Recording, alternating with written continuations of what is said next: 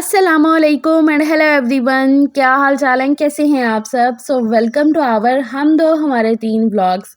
तो आज का व्लॉग मैंने सुबह से ही स्टार्ट कर लिया है, मतलब कि नाश्ता वाश्ता करवाने के बाद जहाँ से क्लीनिंग शुरू करनी है ना, तो बस वहीं से मैंने स्टार्ट कर दिया है। किचन आपको दिखा रही हूँ जी, इस तरीके की कंडीशन हुई पड़ी है किचन की। चूल्हे के हालात देख लो, मतलब कि ना दरहम बरहम हुआ पड़ा है किचन। पिछले हफ्ते में मैं कुछ भी साफ़-सफ़ाई अच्छे से कर ही नहीं सकी। आप सबको पता है कि बच्चों की तबीयत ज़रा ठीक नहीं थी, तो बस ज़्यादा ध्यान जो है ना बच्चों पे दिया जा रहा था, घर पे जो है ना बहुत फ़ोकस कम हो गया था। अब आपको तो पता है, एक हाउसवाइफ़ अपने घर का काम, स्पेशली किचन का काम 1-2 दिन भी अपने तरीके से ना करे जैसे वो करती है रोज़ाना में, तो हालात थोड़े ऐसे हो ही जाते हैं। बर्तन तो रोज़ाना में ही धुल रहे थे, 3-3 4-4 दफ़ा धुल रहे थे। ये सिर्फ़ रात के और सुबह के बर्तन हैं जो नाश्ते के निकले हैं। तो बस फिर बिस्मिल्लाह पढ़ के फुल ऑफ एनर्जी के साथ लगती हूँ अपने काम पे। तो ये जो है ना घी, इसमें रात को फ़िश फ्राई की थी। तो जो फ़िश फ्राई करने का घी या ऑयल होता है ना, तो उसको जो है ना मैं सेपरेट ही रखती हूँ। सिर्फ़ 2 दफ़ा उसमें फ़िश फ्राई होती है। जैसे कि एक दफ़ा की, फिर नेक्स्ट फ़िश जब होती है ना उसमें फ्राई, तो उसके बाद मैं उसको वेस्ट कर देती हूँ। तो ऐसे एक दफ़ा पहले इस घी में फ़िश फ्राई हो चुकी थी, फिर रात में की है और अब जो है ना मैंने इसको वेस्ट कर दिया है। और जो फ़िश वाला घी या ऑयल होता है उसको मैं सेपरेट करके रख देती हूँ कि दोबारा जब दोबारा बनेगी ना तो वो यूज़ हो जाएगी, फिर तीसरी दफ़ा मैं नहीं यूज़ करती हूँ, तो ऐसा मेरा होता है। और ये वाला ऑयल मैं किसी और चीज़ में भी यूज़ नहीं करती हूँ, सब्ज़ी वगैरह में, तो इसलिए इसको वेस्ट कर देती हूँ सिर्फ़ 2 दफ़ा में ही। तो वो मैंने सबसे पहले उस शॉपर में डाल के रख दिया वेस्टेज में। उसके बाद जी आपको पता है बच्चों को विंटर वेकेशन हो चुकी हैं, तो लंच बॉक्स अभी जो है ना उनके नहीं चल रहे हैं। तो इसलिए मैंने कहा लंच बॉक्स यहाँ से उठाती हूँ और इनको अंदर पहुँचाती हूँ अलमारी में। और ये जो चीज़ें अनऑर्गनाइज़ हुई पड़ी हैं ना, सारा किचन जो है ना सब दरम-बरम सा हुआ था, इधर की चीज़ उधर, उधर की चीज़ इधर पड़ी हुई थी। क्योंकि क्या है ना कि कभी-कभी सलीम भी आके कुछ ना कुछ बीच-बीच में बना रहे थे, जैसे कि चाय बना दी उन्होंने या और छोटा-मोटा काम कर दिया ना। हस्बैंड के काम करने के तरीके तो फिर आप सबको पता ही है कि उन्होंने अपने हिसाब से करना होता है, और हम औरतों ने ज़रा बचा-बचा के कि नहीं भई खलारा हम उतना ही डालें जितना हम बाद में सह सकें, क्योंकि हमने बाद में करना होता है, तो इसलिए हम औरतें ब उस हिसाब से करती हैं। स्टैंड के बर्तन मैंने ऑर्गेनाइज़ किए, जितने बर्तन धुलने वाले थे वो सारे निकाल के सिंक में रखे हैं। अब ये जो शेल्फ़ पे जितनी भी एक्स्ट्रा कुछ सामान वगैरह पड़ा है ना, इसको उठा के अपनी-अपनी जगह पे पहुँचाऊँगी। और ये आटे की बाल्टी अंदर उठा के रख तो दी थी, लेकिन ना उसे तंग-तंग लग रहा था किचन ना, गुज़रने में मसला हो रहा था, फिर उसको निकाल के मैंने सेन में रख दिया है, साफ़-वाफ़ करके। और मैंने मशीन भी लगाई हुई है, ये मशीन तो मैंने सुबह ही उठ के लगा ली थी। अभी इस टाइम जो है ना कोई 9:30 10 बज रहे होंगे। सलीम नाश्ता करके सिर्फ जा चुके हैं, बच्चे तीनों अभी सोए हुए थे, इसलिए भी ना मैं फटाफट से लगी हुई थी कि ज़यान के उठने से पहले ना मेरे काफ़ी हद तक काम जो है ना वो हो जाए। तो बस मशीन के कपड़े ज़्यादातर तो धुल चुके हैं, सिर्फ ये लास्ट का वो जो बैच है ना वो मैंने अभी निकाल के उसको भी खंगाल के डाल दिया ड्रायर होने के लिए, इसको भी निकालूँगी और फिर जो है ना इकट्ठे सारे कपड़े छत पे फैलाऊँगी। तो यहाँ पर देखो जी, तब तक मेरे बच्चे भी माशाल्लाह से उठ चुके हैं। ज़यान साहब का तो ये है कि सो के उठने के ना आधा पौना घंटा बाद जाके ना उसका मूड कहीं फ्रेश होता है। और वैसे भी अभी उसकी तबीयत ना बिल्कुल ठीक नहीं हुई है, गला अभी भी ख़राब है, खाँसी करता है वो अभी, पहले से बेहतर हो गया है। तो बस वही उसको मैं ज़रा रिलैक्स कर रही थी, तो फिर हुआ रिलैक्स, दूध पीने को उसे बोला तो उसने मना कर दिया। तो बस बच्चे लगे हुए हैं उसके साथ, मैंने कहा उसको देखो ज़रा सँभालो और मैं अपना जो ना काम थोड़ा बहुत कर लूँ। अच्छा जी, तो पूरे किचन में ना ऐसे चिकनाहट सी हुई पड़ी थी शेल्फ़ पे, और ये सामने के जो लगा हुआ है ना दीवार के ऊपर शीट, तो इस पे। तो यहाँ पर मैं उसके लिए ना क्लीनर बना रही हूँ। ये वाला क्लीनर ना बहुत बेस्ट है, मैं यही क्लीनर जो है ना यूज़ करती हूँ, होममेड। इसको मैं इस तरीके से कि मैंने यहाँ पर ले लिया है नीम गर्म पानी, नीम गर्म से थोड़ा-सा ज़्यादा गर्म पानी है, उसमें मैंने डाल दिया है सरफ़ और अभी ये डाल दूँगी बेकिंग सोडा। तो ये तीनों चीज़ों को मिला के मैं इस तरीके से जो है ना ये एक बन जाता है क्लीनर सा। और सफाई से इतनी कोई ज़बरदस्त हो जाती है, जो भी ऐसे स्मेल वगैरह भी होती है ना, और घी वगैरह की अक्सर होता है कि फिर स्मेल आना शुरू हो जाती है, तो वो भी इससे ख़त्म हो जाती है, क्योंकि इसमें बेकिंग सोडा गया होता है ना, तो बहुत बेस्ट रहता है। तो बस ये तीनों चीज़ों को इसमें मैंने डाल के शेक कर लिया, अच्छे से मिला लिया है।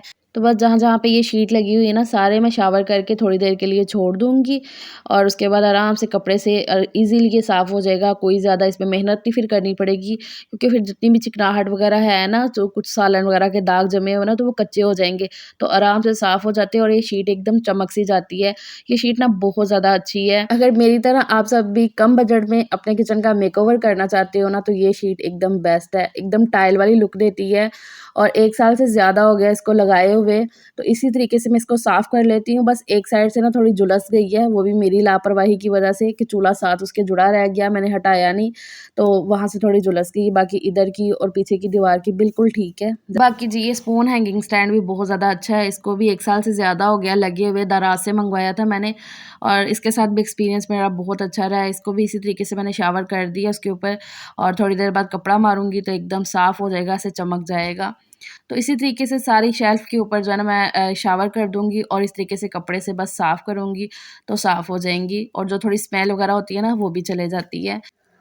तो यहाँ पर आपको मैं अभी क्लोज़अप लुक भी दिखाती हूँ कि किस तरीके से ना चिकनाहट ऐसे जमी हुई है शेल्फ़ के ऊपर। तो शावर करके थोड़ी देर देखो छोड़ दूँगी और उसके बाद कपड़ा मारूँगी तो आराम से साफ़ हो जाएगा। तो बस ये सारा काम करने के बाद जो है ना मैं बच्चों को नाश्ता पहले बना के दूँगी, मतलब ये शावर करके छोड़ दूँगी, फिर मैं पहले बच्चों को नाश्ता बना दूँगी। ज़यान लगा हुआ था अंदर परेशान करने के लिए, बस उसका ये था कि मम्मा मेरे पास आके बैठ जाएँ। लेकिन मैंने कहा बेटा आज नहीं मैं ऐसा कर सकती, आज आपको थोड़ा-सा ना बर्दाश्त करना पड़ेगा। मतलब मेरे अंदर ना वो टैलेंट है ही नहीं कि मैं अपना जो ना काम किसी पे थोपूँ। मैं किसी पे डिपेंड नहीं होती हूँ। अब पूरा 1 वीक से ज़्यादा बच्चे बीमार रहे हैं, तो घर का काम जितना मेरे से होता था ना बस मैं उतना कर लेती थी। बच्चों को बस ज़ाहिर-सी बात है फर्स्ट प्रायोरिटी पे रख रही थी कि बच्चे ठीक हो जाएँ, घर का काम तो सारी ज़िंदगी होता ही रहता है। तो मेरे अंदर ना वो टैलेंट है ही नहीं कि मैं अपना बच्चा भी किसी को पकड़ाऊँ कि भई इसको सँभाल लो और काम भी अगला करे और मतलब मेरे अंदर वो टैलेंट आ ही नहीं सकता और मुझे ऐसा टैलेंट चाहिए भी नहीं, बिल्कुल भी नहीं चाहिए। अल्हम्दुलिल्लाह से हम दोनों हस्बैंड वाइफ मिल के अपने घर को, बच्चों को बहुत अच्छे से सँभाल रहे हैं, मैनेज कर रहे हैं। अल्लाह ताला का लाख शुक्र है, सलीम से बेस्ट हस्बैंड कोई हो ही नहीं सकते। इतने ज़्यादा कोऑपरेटिव माशाल्लाह माशाल्लाह। बस उनके लिए तो माशाल्लाह ही निकलता है ना कि रात में अब ज़यान जैसे अभी भी परेशान कर रहा है ना थोड़ा-सा, उसकी तबीयत ऐसी है ना तो बस उसका चिड़चिड़ापन हो रहा है, तो बीच-बीच में उसे भी मुझे गोद में लेकर ज़रा थोड़ा-सा करना पड़ता है रिलैक्स। तो ऐसे ही ना रात में भी ना उसकी नींद नहीं उसको जल्दी आ रही है। अगर सोता भी है ना थोड़ा-सा सोता है फिर उठ जाता है। तो कभी सलीम जाग रहे हैं, कभी मैं सो रही हूँ। इस तरीके से ना हमारा चल रहा है। मैं अगर ज़यान को देख रही हूँ तो फिर वो सो जाते हैं। तो इस तरीके से हमारी नींद भी नहीं रातों की पूरी हो रही थी। लेकिन अब ज़रा हो जाएगा आहिस्ता-आहिस्ता आगे जाके ना बेहतर। ख़ैर मैंने किचन का जो भी ना सामान वग़ैरह था वो शेल्फ़ का साफ़ कर के वापस से लगाया। उसके बाद मैंने कपड़े जो है ना ऊपर सुखा आई हूँ। देख तो रहे हो आप वीडियो में क्या-क्या चल रहा है। तो कपड़े मैं जितने भी सारे सारे धुल चुके ड्रायर करके, तो ऊपर मैं फैला आई हूँ सारे धूप में। मुझे ये था कि बाकी के काम करते-करते कहीं धूप ही ना चले जाए तो फिर कपड़े कैसे सूखेंगे, इसलिए मैं पहले कपड़े फैलाई, फिर आके मैंने यहाँ पर बर्तन वग़ैरह धुले हैं। बस अब ये बड़ी-बड़ी पतीलियाँ रह गई, इनको मैं ये जो काला तेल अभी मैंने आपको दिखाया ना, इसी के साथ धोती हूँ। पतीलियाँ ऐसे चमक सी जाती हैं। काला तेल, काला शैम्पू, मैं तो इसे बर्तन धोने वाला काला तेल बोलती हूँ। सिर्फ़ 1 कतरा जितना डालो और स्टील वूल के साथ बस अच्छे से मांज लो तो पतीलियाँ ऐसे चमक जाती है। अब ये वाली छोटी पतीली को देखो ज़रा, तो ये मैंने आपको अच्छे से दिखाई है ना, इसकी बिफ़ोर लुक भी आप देखना कितनी ज़्यादा चमक जाएगी। तो पतीली, कढ़ाई वगैरह को ना मैं इसी तेल के साथ धोती हूँ। इसको मैंने ना मैक्स लिक्विड के वो बॉटल में डाल के रखा हुआ है, उसमें से लिक्विड ख़त्म हो गया था। ये देखो कितनी चमक गई है ना, और एक कढ़ाई को देखो। हाँ, ये थोड़ा-सा ना तेज़ भी होता है, हाथ ना ड्राई से हो जाते हैं। हाथों पे लगा के नहीं ये तेल को यूज़ करना चाहिए, सिर्फ़ मैं इसीलिए ना पतीली के अंदर ये कतरा डालती हूँ और स्टील बोर्ड के साथ बस उसको रगड़ देती हूँ, पतीलियों को मांज देती हूँ। तो जितना ज़्यादा हाथों को लगेगा ना, तो हाथ ड्राई होंगे तो फिर वो जो ना हाथों की स्किन उतरना शुरू हो जाती है, बस ये भी करता है ये। लेकिन ये कि पतीलियाँ चमक जाती हैं ना, ये सुकून हो जाता है। सलीम ने 1-2 दफ़ा जब देखा ना मेरे हाथ काफ़ी हो गए थे, तब मैंने ज़रा इसको ज़्यादा यूज़ कर लिया हाथों पे लगा के ना, तो फिर सलीम मुझे बोलना शुरू हो गए, "ख़त्म करो इसको, ये है, वो है।" मैंने कहा, "नहीं भी सलीम, मतलब पतीलियाँ चमक जाती हैं।" वो कहते, "कोई हाल नहीं है इस बुड्ढी दा।" चलो ख़ैर, शेल्फ़ वग़ैरह मैंने साफ़ किया है और आपने देखा ना चूल्हा वग़ैरह सब साफ़ हो गया है। अब जो है ना सेहन जब धुलेगा ना तो साथ ही किचन का और फ़र्श भी धुल जाएगा। तो फिर मैं आ गई थी बाहर, यहाँ पर मशीनें जहाँ पर रखी हुई थी ना, वो नीचे की जगह बड़ी गंदी हो रही थी, इसलिए मैंने मशीनों को हटा के नीचे का जितना भी कचरा वगैरह था ना, उसको पहले झाड़ू के साथ कर लिया है, धो लिया है उतनी जगह को और मशीनें अपनी जगह पे वापस लगा के तो नाश्ता-वाश्ता करवा के तीनों बच्चों को नहला के मैंने फ्रेश कर दिया है और फिर मुझे एहसास हुआ कि हानिया को खांसी बहुत ज़्यादा आ रही है। तो मैं तो डर गई, मैंने कहा भई सजील और ज़यान का काम भी ना खांसी शुरू हुआ था, उनको बुखार और इतनी ज़्यादा तबीयत ख़राब का, मैंने कहा जल्दी आ जा मेरे पास, मैं तुम्हें ना दवाई दे दूँ। तो उसको मैंने वही अभी सिरप दिया है, रो-रो के उसने पिया। बच्चों को दवाई कहाँ अच्छी लगती है, दवाई भई बस अल्लाह पाक बच्चों से दूर ही रखे, सब बच्चों से। बच्चे बीमार हो ना, कसम से माँ को कुछ समझ ही नहीं आता है। बस अल्लाह खैर करे सब पे। तो हानिया को मैं कह रही थी, हानिया आ जाओ वरना मैं ना सबके सामने आपकी पिटाई कर दूँगी। मतलब कैमरा लगा हुआ है तो मैंने वो एडिट भी नहीं करना है। तो फिर वो जल्दी से आ गई मेरे पास, उसको मैंने मेडिसिन खिलाई है। और बच्चों की आजकल छुट्टियाँ चल रही हैं तो उनका ट्यूशन का टाइम भी चेंज हो गया है। तो अब ये 1 बजे जाते हैं दोपहर में ट्यूशन, तो इसलिए हानिया को मैंने ये दे दिया ऊपर से रुमाल वगैरह, ताकि जो है ना हवा वगैरह ना लगे।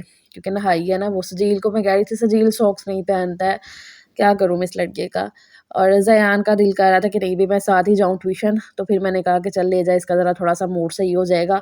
और जैसे ज़यान को सजील लेकर गया ना अपने साथ ट्यूशन, तो मैंने तो फिर बस दे मार कर दिया। और फिर मैंने कैमरा नहीं ऑन किया, फिर मैंने जल्दी से रूम ऐसे सेट वेट किया। अभी देखा है ना आपने पिछले क्लिप में, जब बच्चे थे तो क्या कंडीशन थी रूम की, तो बस जल्दी से मैंने रूम को सेट किया और झाड़ू लगाना शुरू हो गई हूँ। तो मैंने कहा बस फटाफट अब फरा जो तुमसे होता है ना वो कर लो। तो झाड़ू लगा लूँगी और सारे सहन का भी एक दफ़ा ना मोटा-मोटा झाड़ू निकाल लूँगी, और उसके बाद जो है ना मैंने सहन धुल लिया था, वाइपर कर लूँगी। और बस सारा घर जो है ना नीट एंड क्लीन हो गया। नीचे आज मैंने ना कोई भी कपड़े नहीं डाले थे, क्योंकि फिर जल्दी वो सूखते नहीं, काफ़ी-काफ़ी दिन पड़े रहते हैं, इसलिए मैंने आज सारे कपड़े ऊपर ही फैला आई। तो बस मैं शावर लेकर आ गई हूँ। ठंड इतनी ज़्यादा लग रही थी ना, जल्दी से मैंने कहा पहले हीटर ऑन करती हूँ।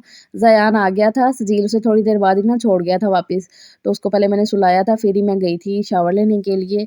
तो हीटर ऑन अंदर कर रही हूँ। मैंने कहा आपको मैं अब दिखा दूँ ज़रा किचन की फाइनल लुक कुछ ऐसी है, वो तो मैंने आपको दिखाई नहीं। और ये गाजरें रात में सलीम लेकर आए थे, तो आज इनका हलवा भी बनेगा, तो बस वही है।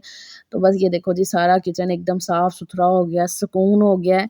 और ये जो 11 मिनट की वीडियो में आपने देखा है ना, ये बोलो कि ये सारे काम का ना कोई 60% है सिर्फ़, बाकी का 40% जो है ना बिहाइंड द कैमरा भी होता है, जो कि इतना ज़्यादा रिकॉर्ड करना पॉसिबल नहीं होता है, वीडियो बहुत ज़्यादा लंबा हो जाता है, फिर उसका भी ख़्याल रखना पड़ता है। तो बस अब सुकून से हीटर के आगे बैठ के खुद को ज़रा 5-10 मिनट दूँगी, स्किन केयर वगैरह अच्छे से करूँगी, लोशन-वोशन लगाऊँगी, बाल-शाल कंघी करूँगी और फिर बैठूँगी अपना वीडियो का काम करने के लिए, क्योंकि 3 बजे वीडियो जाना होता है। तो बस वीडियो का काम जो बाकी रह जाता है ना, थोड़ा बहुत तो मैं रात में कर लेती हूँ, जैसे कि अभी वॉइस ओवर कर रही हूँ, बाकी का दिन में होता है। तो बस इसी तरीके से रूटीन होती है, उसके बाद शाम हो जानी है तो रात के खाने की रूटीन शुरू। तो चलो फिर आज का व्लॉग आपको ज़रा-सा भी अच्छा लगा है तो प्लीज़ व्लॉग को लाइक करिएगा, चैनल को सब्सक्राइब करना बिल्कुल ना भूलिएगा, अपना बहुत सा ख़्याल रखिएगा। अल्लाह हाफ़िज़।